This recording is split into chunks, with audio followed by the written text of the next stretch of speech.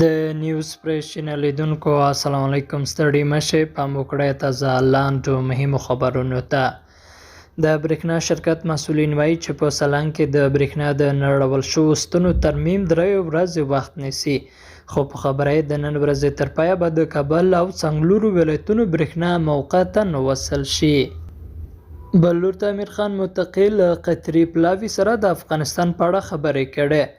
د اسلامي امارات د بهرنیو چارو سرپرست وزیر امیر خان متقي تېره ورځ په دوحه کې د قطر هیواد د کورنیو او ټولنیزو چارو پراختیا وزیر مریم المسمند او ورسره مل پلاوي سره کتلي دي.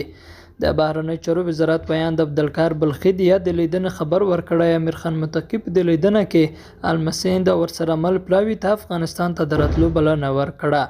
د سرچینې د معلوماتو له مخې قطري لوري د امیر خان متقي بلنه منلې او پرېکړه شوې چې راتلونکي کې به افغانستان ته د قطر یو استازی راشي، تر څو په افغانستان کې د قطر هیواد د خیریه بنسټونو دفترونه پرانیزي او بېوزلو سره د مرستو پیلولو ته لاره ورشي.